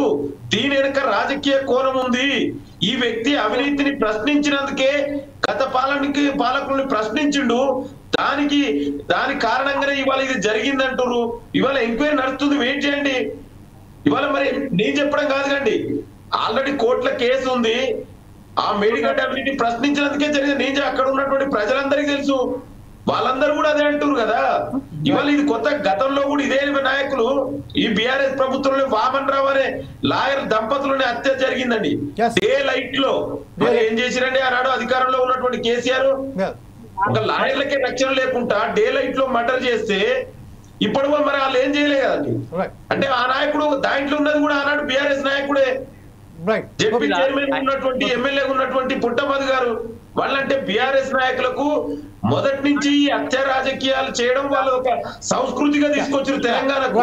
శ్రీనివాస్ రెడ్డి గారు సంస్కృతి డాక్టర్ గారు ఒక్కసారి శ్రీనివాస్ రెడ్డి గారు ఏదో మాట్లాడుతున్నారు. శ్రీనివాస్ రెడ్డి గారు మీరు మాట్లాడాలి, చెప్పండి. శ్రీనివాస్ రెడ్డి గారు, ఇప్పుడు డాక్టర్ లింగం యాదవ్ గారు ఏదైతే చెప్తున్నారో దీనికి సంబంధించిన మీ దగ్గర సమాచారం ఉందండి. మీ ఆడియో రావట్లేదండి, మీరు వీడియో అన్మ్యూట్ చేయండి ప్లీజ్. మీ ఫోన్ని అన్మ్యూట్ చేయండి. కోమటిరెడ్డి వెంకటరెడ్డి గారు మాట్లాడుతున్నారు. కోమటిరెడ్డి వెంకటరెడ్డి గారు మాట్లాడటానికి ఆయనకు నైతిక అర్హత లేదు. ఆయన ఎప్పుడు ఏం మాట్లాడుతూ అర్థం కాదు. ఆయన అందరూ ఏం చేస్తారు, వెంకటరెడ్డి అనే వ్యక్తి మాటలకు ఎక్కడ కూడా పొంతన ఉండదు. ఆయన ఉదయం ఏం మాట్లాడుతాడో తెలియదు, సాయంత్రం పూట ఏం మాట్లాడుతూ తెలియదు. వెంకటరెడ్డి గారికి ఎవరైనా చెప్పిర్రా ఇలా చేసిరని చెప్పేసి సాక్షాత్తు ఒక సర్పంచి ఆయన సూసైడ్ నోట్ కూడా రాసిండు.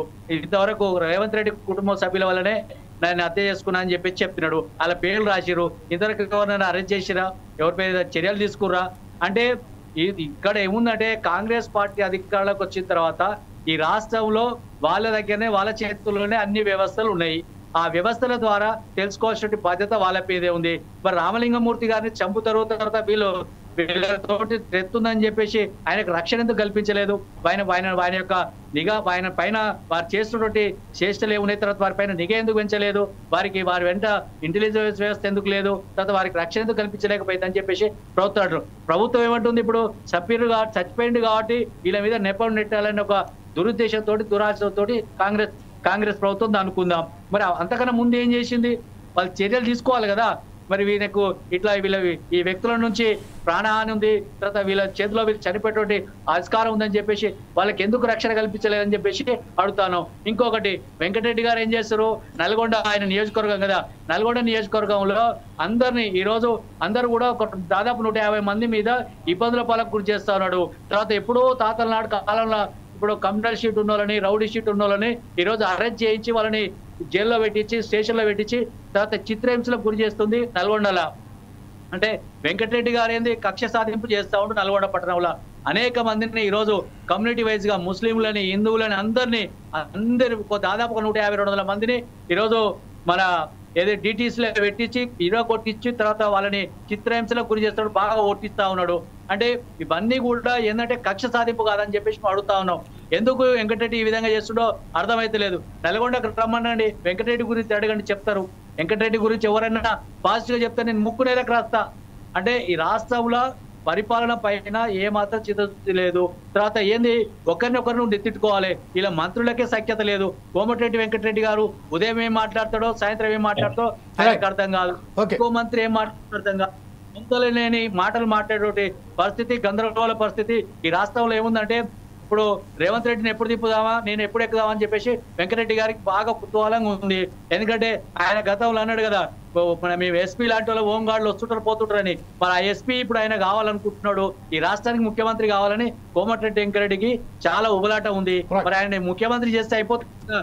కోమటిరెడ్డి వెంకటరెడ్డిని తర్వాత ముఖ్యమంత్రి చేసి ఆయన తమ్ముని హోమ్ మినిస్టర్ చేస్తే సబ్జెక్ట్ మీద ఇదే మన శ్రీనివాస్ రెడ్డి గారు కేవలం ఏదైతే మనకు సబ్జెక్ట్ ఉన్నదో ఆ సబ్జెక్ట్ మీదనే మనం కట్టుబడి ఉంటే బాగుంటుందేమో. ఎనీవే మనం ఒకసారి మన బీజేపీ నేత అనేటువంటి నాయకులైనటువంటి నవీన్ యాదవ్ గారి దగ్గరికి వెళ్దాం.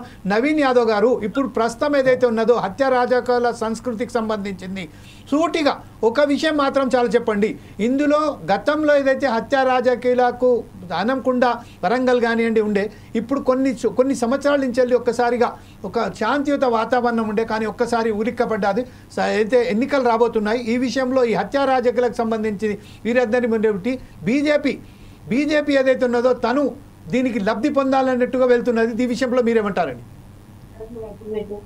సార్ మేమేమంటున్నామంటే మేము హత్యా రాజకీయాలకు ఎప్పుడు మేము వ్యతిరేకమే. మేము ఏమంటున్నామంటే ఇందాక సోదరుడు అన్నాడు, మన కాంగ్రెస్ సోదరుడు ఏమన్నాడంటే ఐటీ ఈడీ ప్రాంతీయ పార్టీలపై సిబిఐని మేము తీసుకొచ్చి వాళ్ళ మీద దాడులు చేస్తామన్నాడు. ఈ ఈడీని కానీ గత 60 సంవత్సరంలో పాలించినప్పుడు ఈడీని ఏర్పాటు చేసింది కాంగ్రెస్ ప్రభుత్వమే, ఐటీని ఏర్పాటు చేసింది కాంగ్రెస్ ప్రభుత్వమే, సిబిఐని ఏర్పాటు చేసింది స్వయంపత్తి ఉన్న సిబిఐని ఏర్పాటు చేసింది ఈ కాంగ్రెస్ ప్రభుత్వాన్ని మర్చిపోవద్దని సోదరునికి ఒకసారి చెప్తున్నాను. అలాగే మేము ఏమంటున్నామంటే ఇందాక మేము వాళ్ళన్నదే చెప్తున్నాం. ఏమంటున్నారు అంటే కుంభకోణం అన్నారు, స్కామ్ అన్నారు. ఇప్పుడు ఒక హైడ్రాన్ ఏర్పాటు చేశారండి పెద్దవాళ్ళకి కొమ్ము గాయడానికి. అక్కడ ఓఐసీది కూడా ఉంది. ఆయనకు నోటీసు వేయడానికి జంకిండు ఈ రేవంత్ రెడ్డి గారు. ఇప్పుడు ప్రతి దానిలో పెద్దవాళ్ళను మొదలు పెడతాండ్రు. ఇప్పుడు ఇంతకుముందు సోదరుడు ఏమన్నాడు, మన వామన్ రావు దంపతులను హత్య గత ప్రభుత్వం ఏం చేసింది అన్నాడు. మరి ఈ ప్రభుత్వం వచ్చింది కదా, గత ప్రభుత్వం వాళ్ళు మేమేమంటున్నాం అంటే గత ప్రభుత్వం ఏం చేయలేదు కాబట్టి మేము కూడా ఏం చేయలేదు అంటారా వీళ్ళు? వామన్ రావు హత్యను వీళ్ళది మళ్ళొకసారి ఇంకో విచారణ జరపాలి కదా సార్. వీళ్ళు నికాసైన ప్రభుత్వం అయితే వామన్ రావు హత్యను కూడా బయట తీసుకొచ్చి మళ్ళీ విచారణ చేపట్టాల్సిన అవసరం ఉంది కదా. వీళ్ళ దగ్గర ఏసీబీ ఉంది, బిజినెస్ అన్ని ఉన్నాయి కదా శాఖలు వీళ్ళ దగ్గర. నేనేమంటున్నా అంటే శాంతి భద్రతలు కాపాడాల్సిన ఈ హోంశాఖనే సాక్షాత్ ముఖ్యమంత్రి గారి దగ్గర పెట్టుకొని దాన్ని నిర్వీర్యం చేస్తున్నాడు అంటున్నాం ఈ ప్రభుత్వం. ఎందుకంటే శాఖలన్నీ ఆయన దగ్గర పెట్టుకొని ఉక్కిరి బిక్కిరి అవుతుండు. ఆయన ఏ శాఖకు న్యాయం చేయలేకపోతున్నాడు అంటున్నాం. మేము హత్యా రాజకీయాలు ఎవరు చేసినప్పటికీ శిక్షార్హులు ఎవరైనప్పటికీ వాళ్ళ మీద ఉక్కుపాదం మోపాల్సిందే. వాళ్ళని అరెస్ట్ చేయాల్సిందే, నడి రోడ్డు మీద అరెస్ట్ చేసి తీసుకెళ్లాల్సిన అవసరం ఉంది. వాళ్ళు ఎంత పెద్ద వాళ్ళైనా ఎవరైనా సరే అని చెప్తున్నాం. ఎందుకంటే హత్య రాజకీయాలకు బీజేపీ ఎప్పుడు వ్యతిరేకమే. మేము పార్టీ పరంగా చెప్తున్నాం. రైట్, ఒకసారి మనం రామ్మోహన్ రావు గారి దగ్గర వెళ్దాం. రామ్మోహన్ రావు గారు, ఇప్పుడు ప్రస్తుతం ఏదైతే మన బీజేపీ నాయకులైనటువంటి నవీన్ యాదవ్ గారు చెప్తున్నారు హత్య రాజకీయాలకు బీజేపీ వ్యతిరేకమని, ఇక్కడైతే మనకు సంబంధించిన ఏదైతే హత్య రాజకీయాలు జరుగుతున్నాయో దీనికి వ్యతిరేకమని చెప్తున్నారు. దీనికి మీరు ఏకభవిస్తున్నారా? సెకండ్ థింగ్ ఏంటంటే, ఎప్పుడైతే మనకు శ్రీనివాసరెడ్డి గారు చెప్పారు గతంలో కూడా కోమటిరెడ్డి వెంకటరెడ్డి మార్నింగ్ పూట ఒక మాట మాట్లాడతాడు, ఈవినింగ్ పూట ఒక మాట మాట్లాడతారు, ఆయనకు సంబంధించిన ఏ మాటలో కూడా అర్థం లేని మాటలు మాట్లాడతారు. ఆయనకు ముఖ్యమంత్రి కావాలనే ఒక ఆశ ఉన్నది. ఆ ఆశ కనుక పూర్తి అయిపోతే అతను ఈ మాటలు మాట్లాడని చెప్తున్నారు. అదే సమయంలో చాలా సూటిగా మన లింగం యాదవ్ గారు ఏమంటున్నారంటే, మాకు అవసరమే లేదు ఈ విషయంలో, చాలా ఖచ్చితంగా ఏదైతే పోలీస్ వ్యవస్థ ఉన్నదో దానికి ఇన్వెస్టిగేషన్ కొనసాగిస్తుంది, త్వరలోనే దానికి సరే బట్టబయలు చేస్తారు, ఎవరున్నారో ఎట్టి పరిస్థితుల్లో కూడా బయటికి లాగుతారని చెప్తున్నారు. ఈ విషయంపై అనేక కుంభకోణాలలో బీఆర్ఎస్ పార్టీ నేతలు, అది మేడిగడ్డ కానివ్వండి, లేకపోతే విద్యుత్ కొనుగోలు కానివ్వండి, లేకపోతే ఇప్పుడు ఏదైతే ఇంకా ఇతరితర ఏదైతే ఈ రేసు అలాంటి అన్ని సమస్యలలో ఇరుక్కుపోతూనే ఉన్నది. ఈ విషయంపై దీనికి అందరికీ డైవర్షన్ పాలిటిక్స్గానే భావించి ఈ హత్య జరిగినట్టుగా మీరు భావిస్తున్నారా? ఖచ్చితంగా మీ ఆఖరి మాట నేను ఎగిరిపోయిస్తున్నాను Jameel Khan. Diversion politics, mind game రాజకీయాలు. నేను ఏమంటున్నాను, ఏదైనా ఒక కొలికి వచ్చింది అంటున్నాను, 14 నెలల నుంచి ప్రతి నెల ఒక ఏదైనా ముందుకు వస్తుంది, అది వెనుకపోతుంది. అందుకని నేను ఏమంటున్నాను, టెలిఫోన్ ట్యాపింగ్ నుంచి మొదలుకొని, మేడిగడ్డ కుంగుబాటు నుంచి మొదలుకొని, గొర్రెల కుంభకోణం నుంచి మొదలుకొని వరుసగా ప్రభుత్వం మీద, గత ప్రభుత్వం మీద ఆరోపణలు చేస్తుంది కదా, వాటిలో ఇప్పటికే నీకు తెలుసు అని అంటున్నాను. ఇప్పటికే భద్రాద్రి, యాదాద్రి మన 2 విద్యుత్ నిర్మాణం మన థర్మల్ స్టేషన్స్ మీద పెద్ద ఎత్తున ఎంక్వైరీ జరిగింది. రిపోర్ట్ కూడా ఇచ్చారు. లోకూర్ గారు రిపోర్ట్ కూడా ఇచ్చారు. నరసింహారెడ్డి గారు తీసేస్తే ఆ మిగతా రిపోర్ట్ పూర్తి చేశారు, ఇచ్చారు కదా. ఆ రిపోర్ట్ 2 నెలలు అయింది, 3 నెలలు అయింది. బయట పెట్టుకుంటున్నాను, కేటీఆర్ తప్పు చేస్తే అహంకారము అవినీతి ఓడించింది వాళ్ళు ఇట్లా కూర్చున్నారు. కనుక ఇప్పుడు వాటి మీద ఆరోపణ అవుతుంది కదా. కమిషన్ నివేదికలో ఏముంది మరి అంటే, కొండను తవ్విరు, ఎలకనైనా పట్టిందా లేకపోతే ఏమైనా పట్టిందా పట్టివ్వాలి కదా. కనుక ఆ కమిషన్ రిపోర్ట్ బయట పెట్టాలి. అట్లానే మిగతా కుంభకోణాల విషయాల్లో ఎవ్వరికి రాజీ లేని విధంగా ఎంక్వైరీ చేయండి, పూర్తి స్థాయిలో ఎంక్వైరీ చేసి వాళ్ళ మీద చర్యలు తీసుకోండి అంటున్నాం. కానీ 14 నెలలైనా ఇంకా ఆరోపణ స్థాయిలో ఉండటం సరైనది కాదు. ఇంకొక 2 నెలలు పొడిగించారు. ఇప్పుడు మాకు షా కమిషన్ ఇంకా 2 నెలలు పొడిగించారు. ఇప్పుడు ఏది మేడిగడ్డ కుంగుబాటు గురించి మరి ఇంకా ఏం చేస్తున్నారు వాళ్ళు? ఇప్పటిదాకా 100 సాక్ష్యాలు సేకరించారు. పౌర సంఘాల నుంచి కోదండరామ్ గారు కానీ, లేకుంటే వినోద్ గారు కానీ, రకరకాల వాళ్ళు, మన శ్రీరామ్ గారు కానీ, బెదిర శ్రీరామ్ గారిని కానీ ఎంక్వైరీ చేశారు కదా. మరి దాని సంగతి కూడా ఎందుకు తెలుస్తలేదు? ఇంకా అది రిపోర్ట్ రాలేదనుకోండి, వచ్చిందని తెలుసొచ్చు కదా అంటున్నా. రెండోది, ఎప్పుడైనా సరే హత్యా రాజకీయాలు ఎవరైనా వ్యతిరేకంగా మంచిది కాదు. అది బీజేపీ పాలిత రాష్ట్రాల్లో ఏ హత్యలు జరుగుతున్నాయి అది కూడా తెలుసు, మనం చూస్తూనే ఉన్నాం. గతంలో మత కల్వాల విషయంలో చర్చిల మీద వాటి మీద దాడి చేసిన సందర్భాలు ఉండే ఒరిస్సాలో మనం చూసినాం కదా. కనుక ఆ జోలికి పోతే ఇప్పుడు తమ్చుంటా ఒకరి మీద ఒకరు ఆరోపణలు చేసుకుంటే తప్ప ఇంకోటి ఏం లేదు సార్. ఇక్కడ ఒక్కటే మాట చెప్తాల్సుకున్నాను జమీల్ గారు, ఈ రాజలింగం హత్య కేసులో గతంలో ఆయన మీద ఆరోపణలు ఉన్నాయి. భార్య, పిల్లలు పూర్తిగా వెంటనే స్టేట్మెంట్ ఇచ్చి ఎఫ్ఐఆర్ లో, నేను చూసిన ఎఫ్ఐఆర్ ఉన్నది, ఆ ఎఫ్ఐఆర్ లో రాసింది ఏంటి, కేవలం వ్యక్తిగతంగా భూ కక్షదారులు మాత్రమే మా ఆయనను బెదిరిస్తున్నారు, బెదిరిస్తుంటే కూడా ప్రభుత్వం కానీ పోలీసులు రక్షణ ఇవ్వలేదు, ఆయన చావుకు ఈ పోలీసులు కారణం, మేము ఎప్పటి నుంచో రక్షణ కొడుతున్నాం, చేయలేదని ఆయన ఆరోపణ చేసింది. అది కాస్త ఏమైందంటే ఇప్పుడు మొత్తం రాజకీయ ఆరోపణలు చుట్టుకుంటుంది. ఇవి నిలబడేది కాదు, పోయేది కాదు, అయ్యేది కాదు, కేవలం ఆరోపణలు చేసుకుంటారు. మళ్ళీ అట్లాగే పోతే మన వామన్ రావు హత్య కేసులో ఏం జరిగిందో అది ఇప్పుడు అదే సీన్ రిపీట్ అవుతుంది. కనుక ఇప్పటికీ ఈ ప్రభుత్వం మీద నా విజ్ఞప్తి ఏంటంటే, ఏ హత్య అయినా సరే దాని మీద సరైన ఎంక్వైరీ చేయండి, దాని మీద సరైన దోషులు శిక్షించండి, అప్పుడు సాధ్యమైంది. కానీ ఆరోపణలు చేసుకుంటూ ఇట్లా పోతుంటే ఇప్పటికే 45 గంటలు గడుస్తున్నా కూడా ఆ నిందితుల స్టేట్మెంట్ తీసుకోండి. మరి ఆ నిందితులను కూడా మనం మ్యానిపులేట్ చేసి కేటీఆర్ పేరు గంట వెంకటరామరెడ్డి పేరు చెప్తందుకు ప్రయత్నం చేస్తున్నా అనే అనుమానం కూడా వస్తుంది ప్రజలకైతే. వాళ్ళ ఇన్వాల్వ్మెంట్ ఎప్పుడు కూడా ఒక మాట సార్, ఇప్పుడు ఆరోపణలు చేసిన వాడు చంపడు. కొన్నిసార్లు నువ్వు సినిమాలు చూస్తుంటాం కదా, మనం ఆరోపణలు గురైన వాడే చంపే ప్రయత్నం చేస్తుంటాడు అవతల వాడు కూడా. అందుకనే ఇవన్నీ ఈ రాజకీయాలకు అతీతంగా శాంతి భద్రతలు, పోలీసు టెక్నికల్ గా ఆలోచన చేసి ఈ కేసులో ఏం జరుగుతుంది, ఏ కేసు ఆ కేసు ప్రత్యేకమే. రాజలింగం కేసులో ఏం జరిగింది, ఆయన గతంలో ఏం కేసులు ఉన్నారు, రౌడీ షీటర్ కూడా ఉంది ఆయన మీద, ఓన్లీ ఇది కూడా రౌడీ షీటర్ గా కూడా నమోదై ఉన్నది. సరే, అప్పటి ప్రభుత్వం కారణం కావచ్చు, వారికి వ్యతిరేకంగా కావచ్చు, ఆయన భార్య కౌన్సిలర్ 15 వార్డు కౌన్సిలర్ ఉండే, రాజకీయ విధానాలు నచ్చక పక్కకు పోయింది. కనుక రాజకీయ ఆరోపణలు మాని అసలైన పోలీసు ఎంక్వైరీ చేయాలి, విచారణ జరిపి దోషులు శిక్షించాలి. ఇప్పుడు ఇంకొకసారి మనం డాక్టర్ లింగం యాదవ్ గారి దగ్గరికి వెళ్దాం. డాక్టర్ గారు ప్రస్తుతం ఏదైతే ఉన్నదో మన బీజేపీ నాయకులైనటువంటి మన నవీన్ యాదవ్ గారు ఏదైతే చెప్పారు, అలాగే డాక్టర్ రామ్మోహన్ గారు కూడా చెప్పారు, శ్రీనివాస్ రెడ్డి గారు కూడా చెప్పారు. గతంలో ఏదైతే హత్య జరిగిందని చెప్పుకుందాం, వామన్ రావు హత్య జరిగింది, దంపతులు హత్య చేశారు, దానికి సంబంధించిన అప్పుడు నీరు గార్చారని చెప్తాం. ఆ విషయంలో ఇప్పుడు అధికారంలో కాంగ్రెస్ పార్టీ ఉంది కదా, ఆ హత్యను కూడా ఇప్పుడు మరొకసారి దాన్ని రీఓపెన్ చేసి దాని మీద విచారణ చేయవచ్చు కదా. అలాగే మల్లారెడ్డి కేసు ఉన్నది, మల్లారెడ్డిని కూడా అక్కడ మల్లంపల్లి ఆ ప్రాంతంలో హత్య చేశారు. ఆ విషయాన్ని కూడా ఇప్పుడు మళ్ళొకసారి విచారణ చేపెడితే సాక్ష్యాలు బయటికి వస్తాయి. ఇంకొక విషయం చాలా ఏంటంటే, ఎప్పుడైతే ఈ లింగమూర్తి అనే వ్యక్తిని హత్య చేసిన తర్వాత ఎవరైతే సరెండర్ అయ్యారో, ఆ సరెండర్ అయ్యే సమయంలో వాళ్ళ భార్య కూతురు ఏదైతే స్టేట్మెంట్ ఇచ్చారో దాంట్లో చెప్పారు, భూ వివాదాలకు సంబంధించిన ఒక ల్యాండ్ డిస్ప్యూట్కు సంబంధించిందే మా వారిని హత్య చేశారు అని చెప్పారు. తరువాత మార్చేసి దీంట్లో ఈ మెడిగడ్డ ప్రాంతానికి సంబంధించిన ఇష్యూను కూడా దాంట్లో జాయిన్ చేశారు. ఇంకా కొన్ని రోజులైతే ఇంకా కొన్ని విషయాలు కూడా వాళ్ళు యాడ్ చేసే అవకాశాలు ఉన్నాయి కదా. ఈ విషయంపై ఒకసారి కంక్లూడ్గా మీరేమంటారండి డాక్టర్ గారు? వామన్ రావు విషయంలో ఏదైతే మీరు అడిగారో, డెఫినెట్ కూడా ఈ ప్రభుత్వం ఏదైతే నేనేమంటున్నా అంటే, ఇవాళ జస్టిస్ ఇన్స్టంట్ జస్టిస్ కాదండి ఇది. ఇవాళ మీరు చేయలేదు కాబట్టి మేము ఇమ్మీడియట్లీ రీఓపెన్ చేసి లేదా ఏదో చేసాం కాదు. ఇప్పుడు చట్ట ప్రకారం న్యాయస్థానాలు మాకు గౌరవం ఉంది, ఇది కాంగ్రెస్ ప్రజా ప్రభుత్వానికి ఇవాళ ఎంక్వైరీ నడుస్తుంది, చట్ట ప్రకారం డెఫినెట్ కూడా వస్తుంది. ఇవాళ మీరు ఏమంటున్నారు అంటే, ఎట్లా మాట్లాడుతున్నారు అంటే, మీరు అధికారంలోకి వచ్చారు కదా ఇమ్మీడియట్ గా అరెస్ట్ చేయ, అట్లా జరగదు కదండి.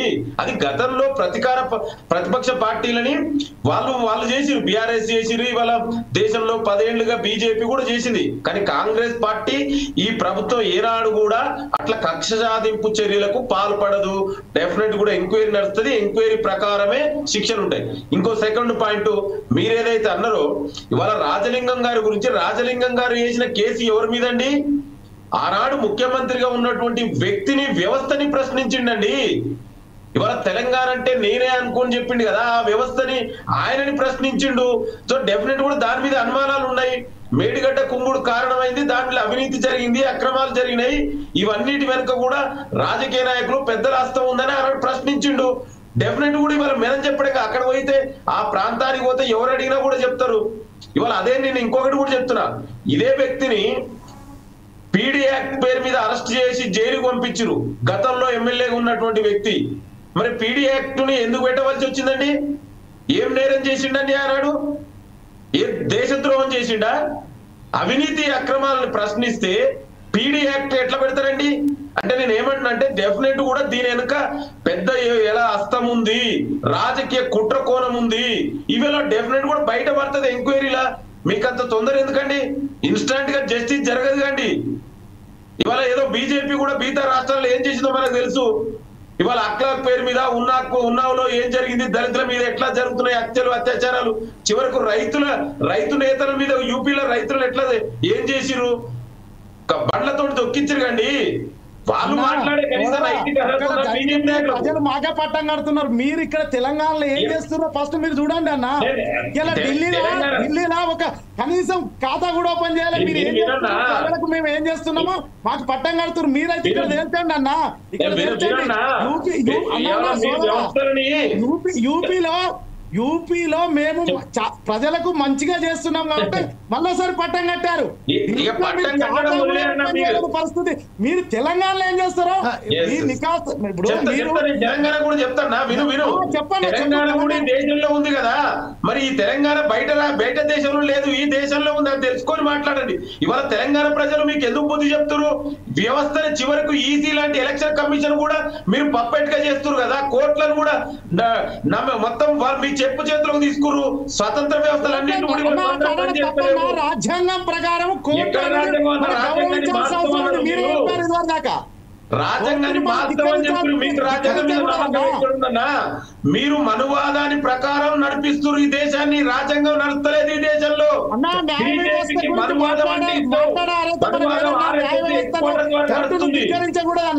కోర్టును ధిక్కరించకూడదు. నవీన్ యాదవ్ గారు, ఇది విషయం ఏంటంటే డైవర్ట్ అయింది. కాకపోతే దీనికి సంబంధించిన ఒక విషయం మాత్రం నవీన్ యాదవ్ గారు ఇంతకు ముందు గతంలో మీరు చెప్పారు, సిబిఐ కూడా కాంగ్రెస్ హయాంలోనే స్థాపించబడ్డది, సిబిఐ కూడా, సిఐడి కూడా, అలాగే ఈడీ కూడా అని చెప్పారు. అదే దానికి ప్రతిబింబనే ఇప్పుడు మన లింగం యాదవ్ గారు చెప్తున్నారు. దీనికి ఏమంటున్నంటే జమీల్ గారు, నేను ఏమన్నంటుంటే ఈడీలు, సిబిఐలు, ఐటీలని ఒక స్వయం ప్రతిపత్తి గల సంస్థలండి. దాన్ని వల్ల నడుస్తలేదు. మేమే ఆ విధంగా చేస్తే మరి 70 ఏళ్ళ 50 సంవత్సరాలు కాంగ్రెస్ రూల్ చేసింది. ఆ విధంగా చేస్తే నిజంగా ఇవాళ బీజేపీ మిగతా ప్రాంతీయ పార్టీలు ఈ దేశంలో ఉండేవా? ఈ దేశంలో బతికి బట్టగట్టేవా? నేను ఏమంటున్నానంటే దయచేసి ఇండిపెండెన్స్ వ్యవస్థలను ఇండిపెండెంట్ గా పనిచేయనిస్తలేరు అంటున్నా. అది జరుగుతుంది ఈ దేశంలో. ఇవాళ సిఈసి అనేది చీఫ్ ఎలక్షన్ కమిషన్. నేను ఒక పొలిటికల్ సైంటిస్ట్ గా చెప్తున్నా, గతంలో సిఈసిని ఎట్లా ఎలక్ట్ చేసుకునేదండి? ఇవాళ ఎవరు రండి? ఆ కమిటీలో హోమ్ మినిస్టర్ ఉంటాడు, ప్రైమ్ మినిస్టర్ ఉంటారు, ఆపోజిషన్ లీడర్. మరి ఎందుకు సుప్రీంకోర్టు చీఫ్ జస్టిస్ మీరు తీసేసిరు? దాని గురించి మాట్లాడండి. వ్యవస్థలన్నింటినీ కూడా భ్రష్టు పట్టించారు. ఈ దేశంలో ప్రజాస్వామ్యం, రాజ్యాంగం ప్రమాదంలో పడింది. ఇవాళ దాని గురించి మాట్లాడండి.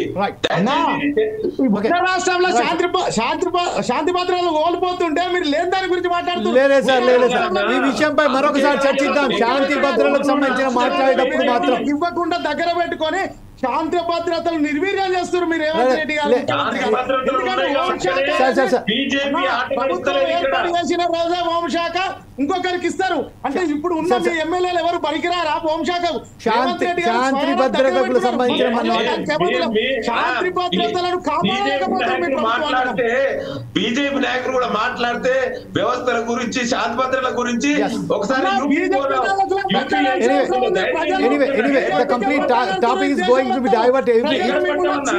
దూరం పడుతున్నారు.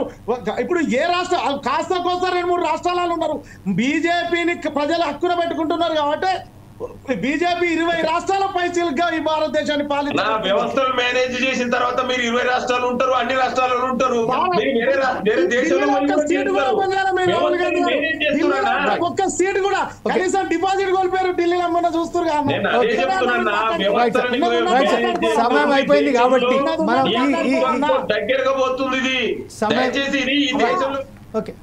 Okay sir, thank you very much for your speaking out. మనం ఈరోజు ఏదైతే చర్చా కార్యక్రమం నిర్వహించామో కేవలం లింగమూర్తి హత్య సంబంధించింది బీఆర్ఎస్ పార్టీ ఇన్వాల్వ్మెంట్ ఉందా, లేకపోతే కావాలనే బీఆర్ఎస్ను ఒకసారిగా ఇరుక్కుపడే దిశగా కాంగ్రెస్ ప్రభుత్వం కానీ ఇతరత పార్టీలు కానీ ప్రయత్నం చేస్తున్నాయని మనం ఒక ప్రయత్నం మాత్రం చేశాము. దీనికి సంబంధించిన ఏవైతే విచారణ చేపట్టిన తర్వాతనే దానికి సంబంధించిన హత్య వెనకాల కారణాలేంటి, హత్య ఎందుకు చేశారు అనేది కూడా బయటకు వచ్చే అవకాశాలు ఉన్నాయి. అప్పటి వరకు మనం ఒకసారి సుధాకర్ శర్మ గారి దగ్గరికి వెళ్దాం. సుధాకర్ శర్మ గారు, ఈ రోజైతే తెలంగాణలో హత్య జరిగిందో ఒక యాక్టివిస్ట్ ఎవరైతే ఈ ఆర్టీఐకు సంబంధించిన ఒక యాక్టివిస్టు ఎవరైతే మెడిగడ్డకు సంబంధించిన ఒక పెద్ద బ్రహ్మాండమైన కుంభకోణం జరిగింది అన్నట్టుగా భావిస్తున్న ఆ కుంభకోణంని బయటికి తీసుకురావడానికి ఎవరైతే పిల్లు వేశారో ఆ వ్యక్తిని ఈరోజు హత్య చేశారు. ఆ హత్యకు సంబంధించింది పూర్తిగా పక్కదోవ పట్టించి ఈరోజు ప్రత్యేకంగా తెలంగాణలో కాంగ్రెస్, బీజేపీ అలాగే బీఆర్ఎస్ ఈ రాజకీయాలకు సంబంధించిన తనకు తాను అయితే లాభం పొందాలని అయితే ప్రయత్నం చేస్తున్నారో కంక్లూడ్గా మీరేమంటారండి? Thank you Jameel ji. ముఖ్యంగా మా ఆప్త మిత్రులైనటువంటి రామ్మోహన్ గారు చెప్పినటువంటి వాక్యం చాలా అద్భుతంగా ఉంది. ఎందువల్ల అంటే ఇప్పుడున్నటువంటి నేపథ్యంలో, ఇప్పుడున్నటువంటి పరిస్థితుల్లో ప్రధానంగా మనం దృష్టి సారించవలసింది శాంతి భద్రతల యొక్క పరిరక్షణపైనే. ఎందువల్ల అంటే ఇక్కడ ఆరోపణలు, ప్రత్యారోపణలు అనేటువంటి ఈ పర్వం అనేది ఎప్పుడు కూడా ముగిసేది కాదు. కాబట్టి శాంతి భద్రత అనేటువంటిది మన రాష్ట్రానికి ప్రథమమైనటువంటి అవసరం. కాబట్టి ఇది ముఖ్యంగా మనం దాని మీద దృష్టి సారించాలి. ముఖ్యమంత్రి వర్యులు కూడా ఈ విషయాన్ని చాలా సీరియస్గా తీసుకోవాలి. ఇంకొకటి మనం అందరూ కూడా ఆలోచించవలసింది ఏమిటి అంటే ఇక్కడ ఏమవుతున్నదంటే పార్టీలు వస్తున్నాయి, కొంత ప్రజలు ఎప్పుడైతే వాళ్ళకు పట్టం కడుతున్నారో పదవి చేతికి రాగానే వాళ్ళ యొక్క వైఖరిలో చాలా మార్పులు అనేటువంటివి మనం చూస్తూ ఉన్నాం. ఇక్కడ కేంద్రంలో కానివ్వండి, ఇక్కడ రాష్ట్రంలో కానివ్వండి, బీజేపీ కానివ్వండి, కాంగ్రెస్ కానివ్వండి, ఏ పార్టీ కూడా ఎన్నికలకు ముందు, ఎన్నికల తర్వాత వాటి వైఖరిలో there is a diametrical change. మరి దాన్ని ప్రజలు గమనిస్తున్నారనేది ప్రతి పార్టీ కూడా గమనించాలి. అది దృష్టిలో పెట్టుకొని ఇప్పటికైనా ప్రజాహితంగా ప్రజల కోసమే పాలన అన్నట్టు కనుక చేస్తే ఆ పార్టీ కూడా ఉంటుంది. అలాగే ప్రజలు కూడా అటువంటి పార్టీలను ప్రోత్సహిస్తారనేటువంటి విషయాన్ని దృష్టిలో పెట్టుకొని ప్రతి ఒక్కరు కూడా ఆ విధంగా అడుగులు వేయాలి అని భావిస్తున్నాను. Thank you very much Sudhakar Sharma గారు. ఈరోజు పార్టిసిపేట్ అయినందుకు డాక్టర్ లింగం యాదవ్ గారికి, అలాగే రావుల శ్రీనివాస్ రెడ్డి గారికి, బండారు రామోహన్ గారికి, అలాగే నవీన్ యాదవ్ గారికి ప్రత్యేక ధన్యవాదాలు చేస్తూ రేపు మరొకసారి మీ ముందుకు వస్తాం. అప్పటిదాకా చూస్తుండండి పోర్ట్ సైడ్స్ టీవీ.